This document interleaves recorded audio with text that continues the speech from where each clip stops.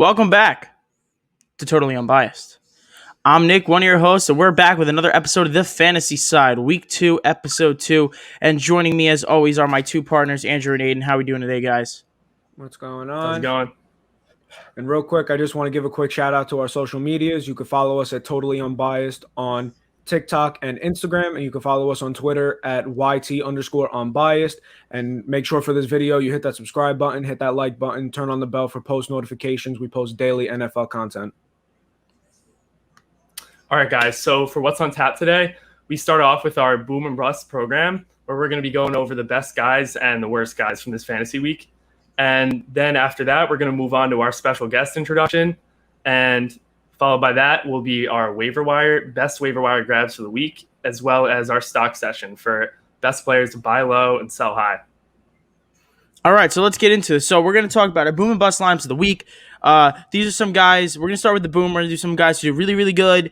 Some of these guys that were unexpected. I obviously just didn't put the highest scoring guys here because we know how good Tyreek Hill is, that sort of thing. We're going to jump off quarterback Dak Prescott. A lot of guys are worried about him off the injury, and it seems like he had a pretty great start to the season. Yeah, no, he definitely had a great start to the season. I was happy to see him and Amari Cooper have chemistry early on after Dak coming back from this injury. He was trying to target, believe it was in the second quarter, he was trying to target CeeDee Lamb pretty heavily, and they just weren't really syncing up. I hope they get that connection back going pretty soon, because having Amari Cooper and CeeDee in the same offense, it definitely gives him options. So, I definitely think he overperformed what I thought he would, and he's definitely going to keep doing so this year. Yeah, it was very hard to spot any flaws in Dak Prescott's game on Thursday. He had fresh legs. He had a very strong arm. He was feeding everybody he wanted to feed. The only problems came from Ezekiel Elliott, who couldn't really get the yards he wanted to, and CeeDee Lamb not quite making all the catches he was supposed to. But, Dak looks really, really, really good. Yeah, Dak looked great. He had a great game all around. There was pretty much no rust. It looked really, really good. Next, we talk about Joe Mixon. When you're wrong, you're wrong. And I was wrong so far. Plenty of time for Joe Mixon to still be Joe Mixon. But he had a good week one. A lot of touches. Pretty good sign from the whole Bengals offense. Burrow looked healthy. He looked confident. Jamar Chase looked great. Really the only lull in that team was Tyler Boyd, but that's not that big of a deal when you have everybody else going off for them. Yeah, no, Joe Mixon actually did overperform a lot more than we thought he would. Very surprising because of his O-line situation, but he also wasn't going up against a fantastic defensive line. That Vikings defensive line does have Danielle Hunter. He is pretty good, but I want to see how he goes up against a better defensive line, but I definitely think he's got potential to boom a couple more times this year.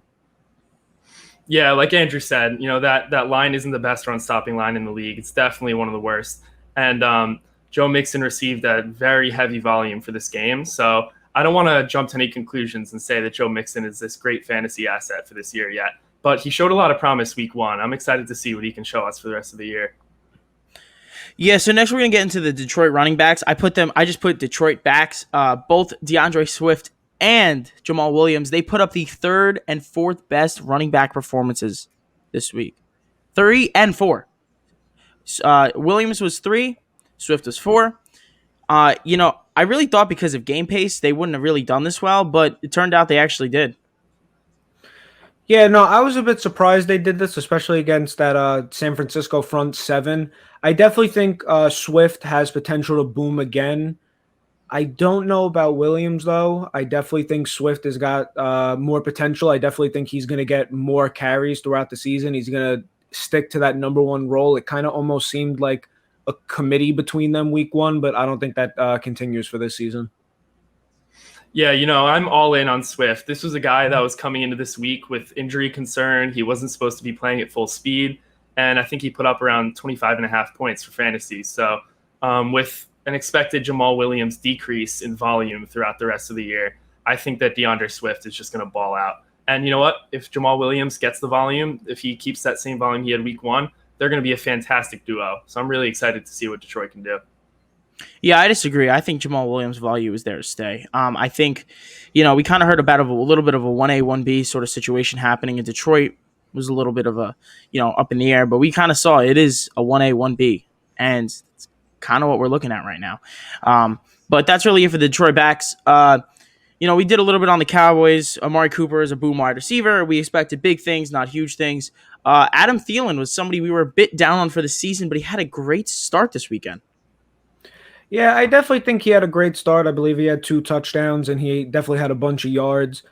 I definitely see him and Justin Jefferson for the rest of this season kind of balancing out between each other. I mean, Jefferson didn't have a bad game. I mean, he did have a dropped touchdown, but I definitely believe throughout the season they're going to both stay pretty even. They're going to kind of compete against each other. When one gets better, the other one's going to kind of pick up slack too. So they're going to be a pretty good duo this year. Yeah, I got to agree with Andrew. I think Jefferson and Thielen are 2 wide receivers that are just going to be kind of alternating this year for who has the number 1 job in any given week.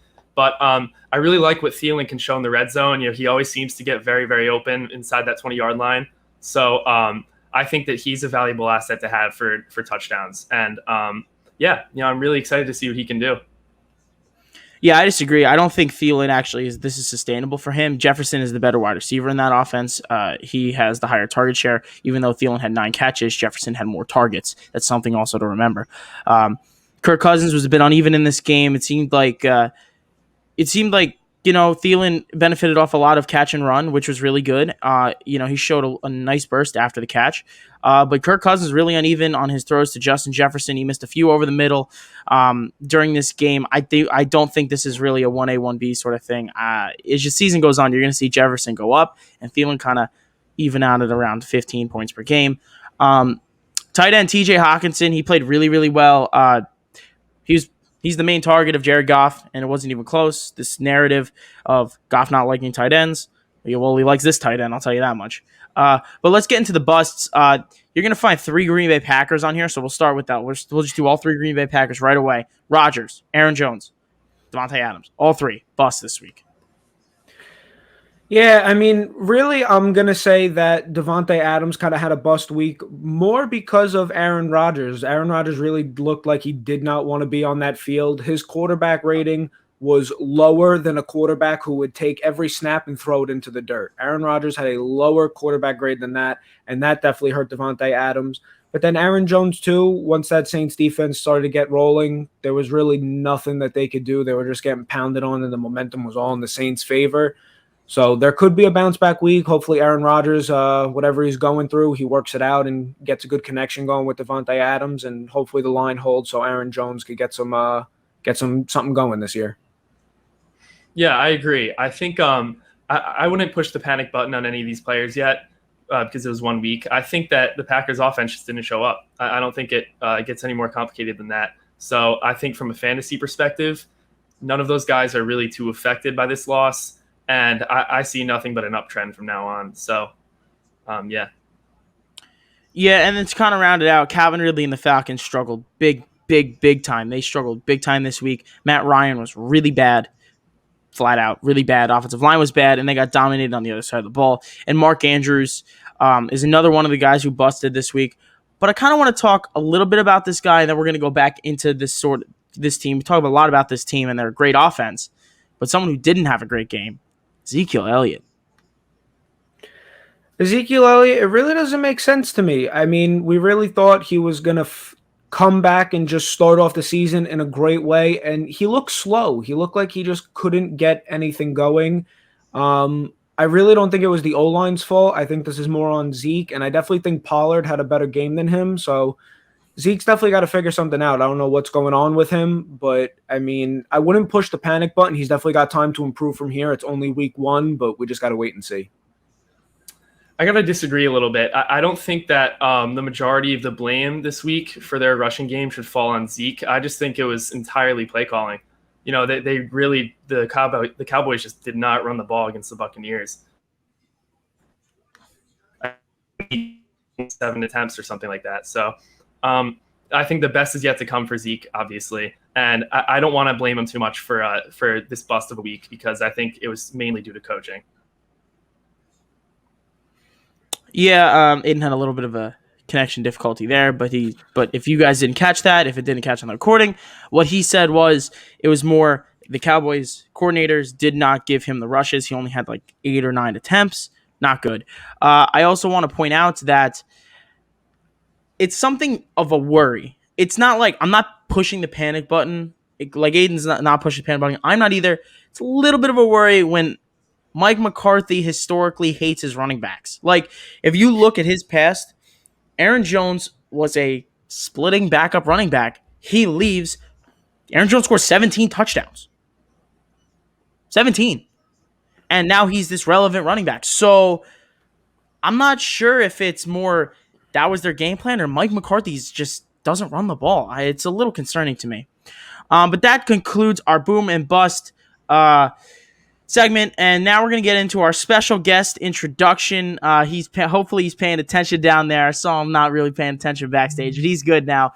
A good friend of ours, and a fellow member of our fantasy leagues. Ryan, how are we doing today? I'm good, Nick. We're doing very well today. How are you?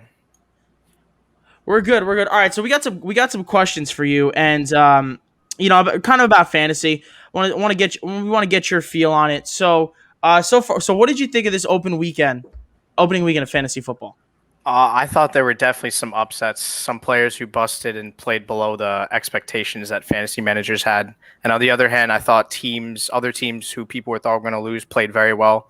Players who were doubted on week one had this just great stride and put up great numbers. I want to specifically target the Saints-Packers game. Now, I personally thought this game was going to be a shootout. I didn't expect it to be the Packers just getting hammered by the Saints all throughout the game. Adams, Jones, and Rodgers just busted completely. Yeah, they definitely did, and I know some people who had some of these players. Our special guest on Friday had he had a little bit of an issue with Devontae Adams this week. He's not very happy. You guys will meet him. Don't worry. I definitely see what you mean there. I know these two guys didn't have much of problems in one of our leagues, but there's one guy who had a big problem with the Packers offense this week. This guy. Yeah. The Packers, they were a big fat L for me. But I got to ask you, how did you fare in your own leagues, Ryan? I fared pretty well. So I'm in 3 leagues. I won all 3 matchups. The 3 players who really helped carry my lineup were DeAndre Hopkins, Tyree Hill, and Amari Cooper. A huge shout out to Amari Cooper. I thought he was, he is the wide receiver 1 in their depth charts, but I didn't know he was going to put up that great performance, especially when Dak was throwing CD the ball, but there were some plays where he dropped the passes.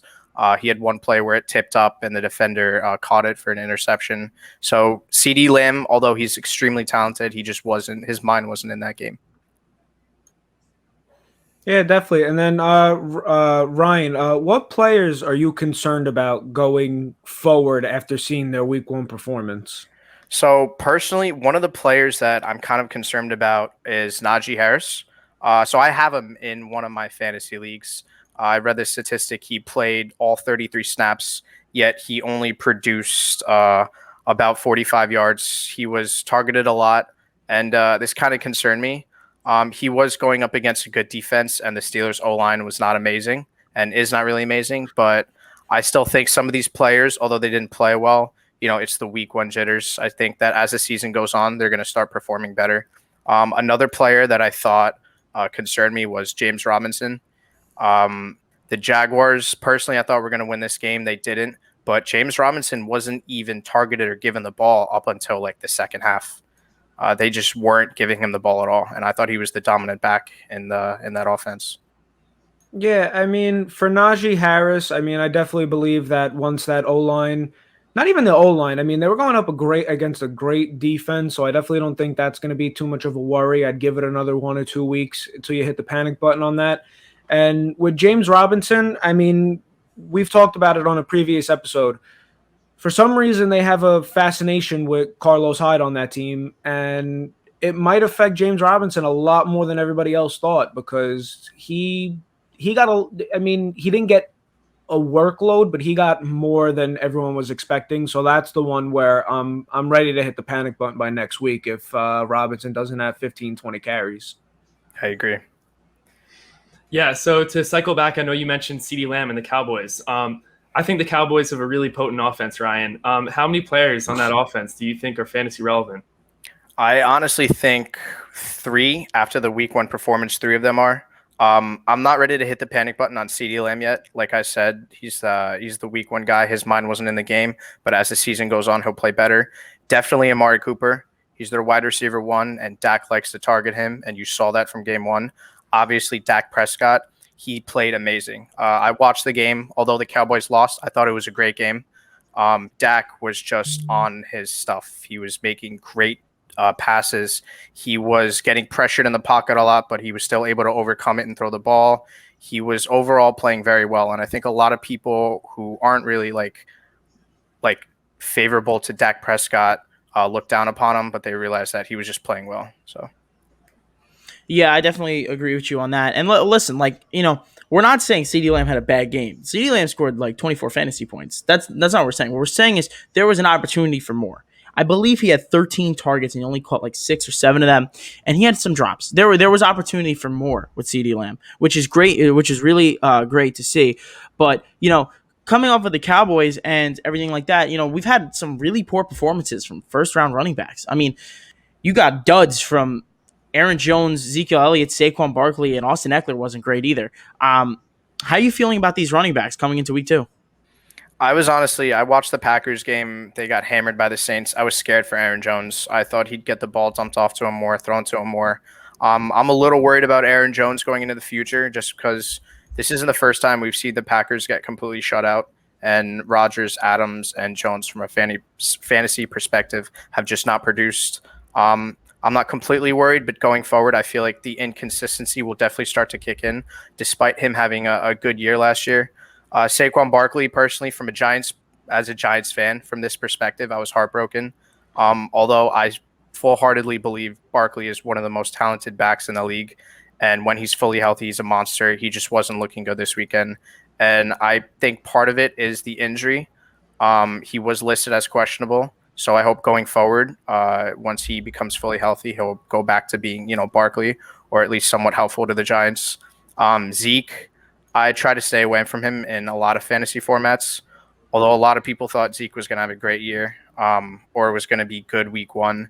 I just don't really see it. As you were stating before, he just wasn't getting like a lot of the rushing attempts. I saw the game. Tony Pollard had better plays than him, and he's behind Zeke. And Eckler, they won the game. He scored a touchdown. He wasn't given a whole lot of rushing attempts. I'm not really worried about Eckler. I think he'll be fine going forward. Yeah, I agree on the point of Eckler. When it comes to Saquon, it's kind of a tough thing to gauge because on one hand, we know he doesn't have a full workload yet because they want to bring him back slow from the knee. How long will that take? Approximately week 3. But then again, in game 1, he was averaging 2.6 yards per carry behind a porous line. Where I got to be honest, the Giants' line was uneven. They didn't give much holes at all for the running game, and the quarterback scrambling had more rushing yards than Barkley, which is a concern. But I think game flow was a big part of this. The Giants went down. The running backs didn't really have a chance to get going. Even Booker didn't have that many touches. So I think Barkley is someone we have to be weary of, but we might be okay. I agree about Elliott. Elliott's schedule is a little favorable. However, the concern is still with McCarthy. It's definitely with McCarthy. So give us a bold prediction. I want your best bold prediction for this upcoming week. There's a lot of good matchups. One of my bold predictions, I think, is that the Chiefs-Ravens game, I think it's going to be a shootout. I think it's going to be a high-scoring game where top fantasy players like Kelsey, Lamar, Tyree, Darren Waller just have great weeks. And I think in the end, the Chiefs are going to win the game because Mahomes, I think, is more talented and has a more talented team around him. But I still think it's going to be a high-scoring game. It's probably going to be game of the week.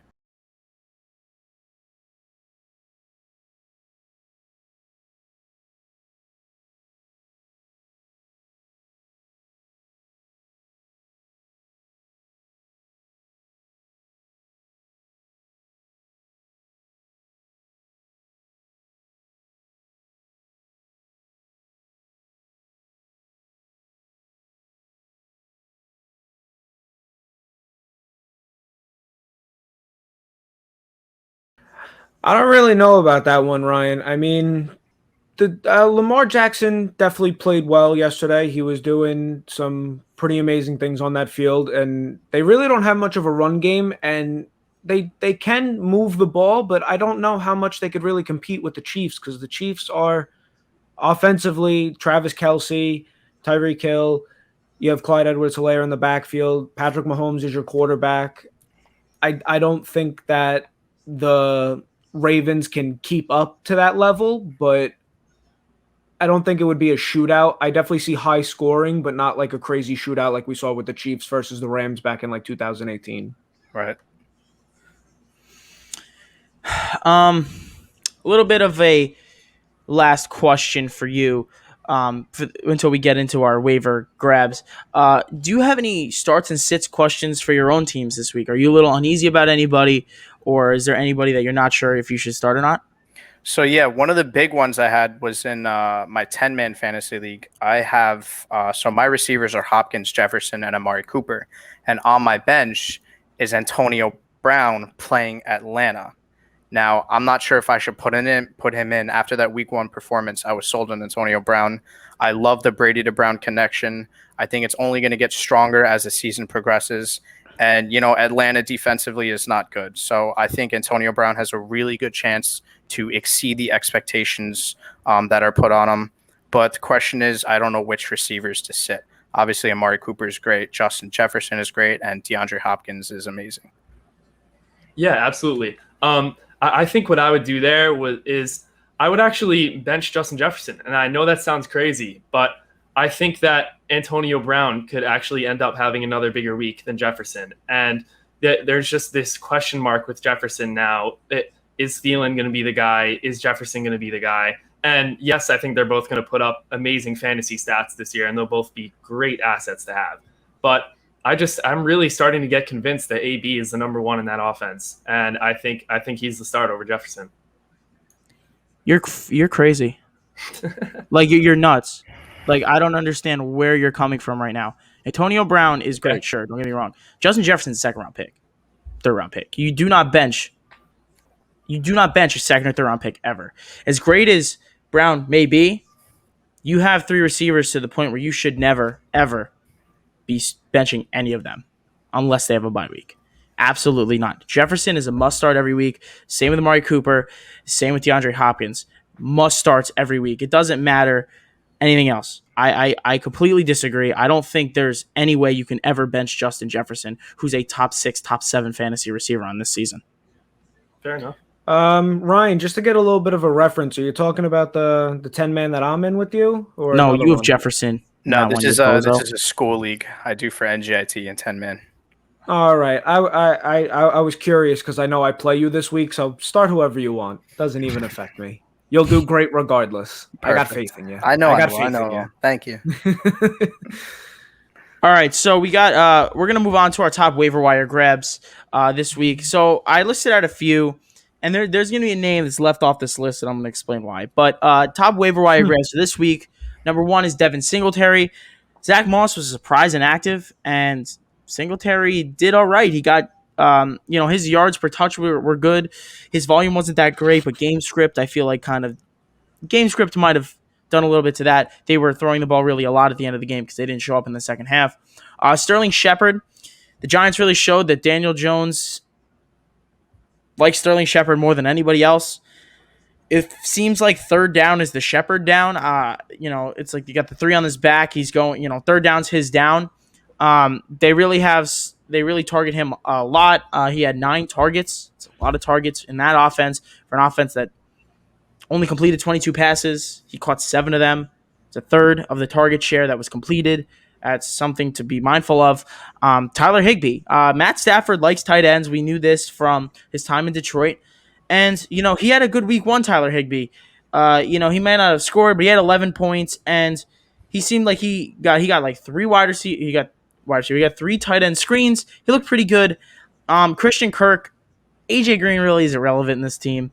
He's kind of there because he's flashy. He might, and he's a veteran presence and something really good. But Christian Kirk looked really good, really fast, very healthy, and him and Kyler still have that great connection. And finally, James White. Mac Jones is doing that Tom Brady offense now, and there's gonna be a lot of dump offs, a lot of dink and dunks. I really do think James White is gonna have a bit of a fantasy impact or implications. Let's say one of them goes down, James White is instantly going to get carries, but we already know he's the number one third down back, and there's nobody else on the field that does it better than him. Yeah, I gotta agree with this list. I think Devin Singletary is just gonna rise this year in fantasy. I think his volume is much better than last season. And then when you go to Sterling Shepard, I think on the weeks where he's not the number one, or the weeks where Galladay isn't the number one guy, he is. And Shepard's volume is undeniable. He's a guaranteed seven targets plus a game. Then you move to Higbee. I really, really like Stafford's connection with Higbee, and I only see a massive potential for that for this season. And, I think that's a connection that could only get better throughout the year. And then when you move to Christian Kirk, I got to agree. I think AJ Green is just kind of like a veteran presence, and that connection between Kyler and Kirk is undeniable. They have a fantastic chemistry between one another. Then number 5, James White. I agree with this too. I think he has fantastic hands. I think he could end up getting a lot of dump offs from Mac Jones this year. And I think even if he ends up with 30 rushing yards in a game, he could still have 12 plus fantasy points just from receptions. So, those are definitely the top 5 best waiver wire grabs for this week. Yeah, definitely. And Andrew, I want to know what you think about this, because I'm going to ask you the question. I got you full screen. I left off Elijah Mitchell from the 49ers. How do you feel about that? I know. Well, I don't know. I definitely think he should be the number 1 pickup. I think Really? that if you are short on running back, you need to go get that guy. Raheem Mostert is out for 8 weeks. They're putting him on short-term IR, and it really just looks like that San Francisco can plug in any running back in, and they go nuts. Yeah, that is a fair point, but there's a reason I did that, and there's a reason why I think you guys should not waste your number 1 waiver priority on him. Here's why. Because you're wasting it on him? Trey Sermon was a healthy scratch last week, and they loved him out of camp. JaMychal Hasty is there too. I would assume since they traded up to get Trey Sermon, they're going to start Trey Sermon this week. That is my guess. Trey Sermon and JaMychal Hasty will get the brunt of the carries. At first, I feel like this might be a little bit of more of a committee, and I think Sermon will pull away with the job because Mostert is out. However, the way it is right now and the way Shanahan does all his Shanahan things, I feel like this is going to be a full-on committee. Hasty gets the receiving downs. The other 2 guys share the rushing downs because they don't really have much passing upside. Completely agree. Oh, word. I got called on. So when we do our fantasy episode with predictions later this week, can I yell at you when you pick him up? If I pick him up, you can yell at me. I won't though. I know you're gonna pick him up. Yeah, I'm not going to. You are. But yeah, so let's get into the final segment. Stock session. Buy low, sell high.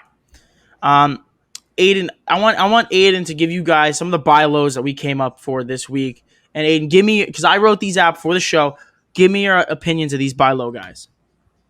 Yeah, so the first guy we got here is Saquon Barkley, and I love this pickup as a buy low candidate. I think Saquon fantasy owners are panicking right now because they know the Giants O-line's a question mark. They don't know if Saquon is going to end up putting up the correct numbers, and it's a fair question.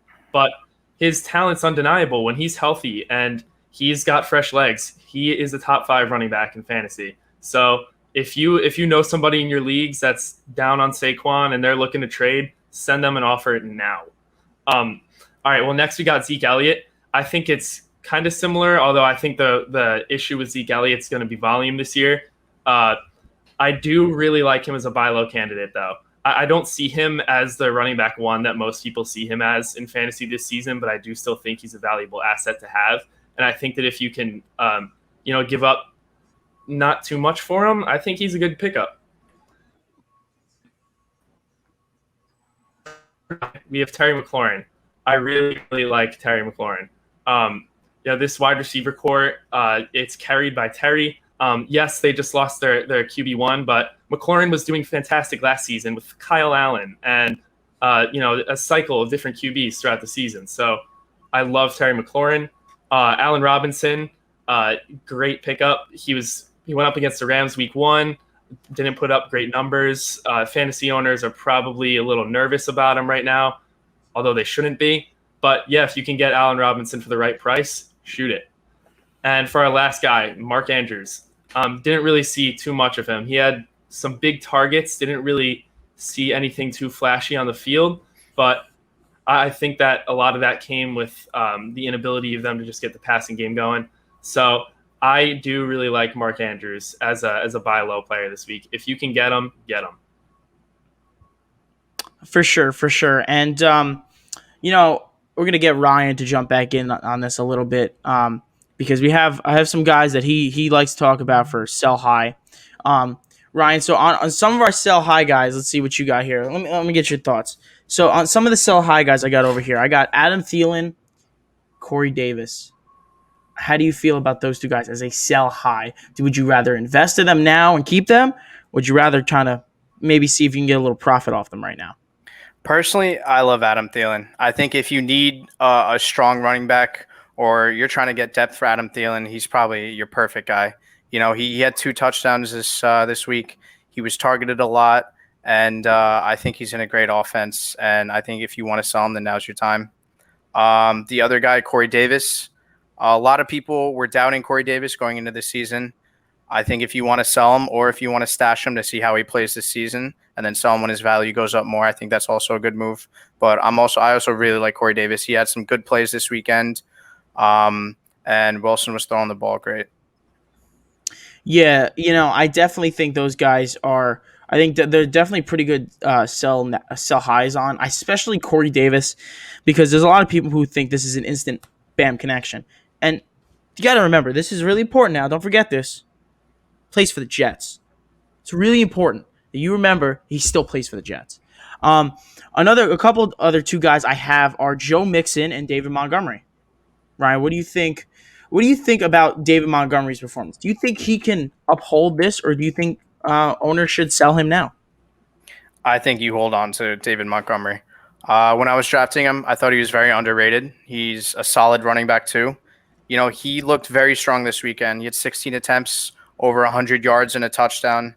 I think that's literally perfect to ask for from a guy who delivers running back 2 numbers and from a guy who you could count on in your fantasy lineup. So I say fantasy managers who have him, keep him, ride him out for the season. And if his value goes up and you need to sell on him, then sell him.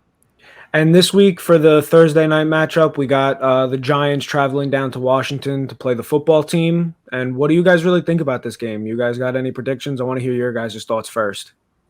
Aiden, what do you got for us? I know Aiden's got some things to say. Aiden, what do you got?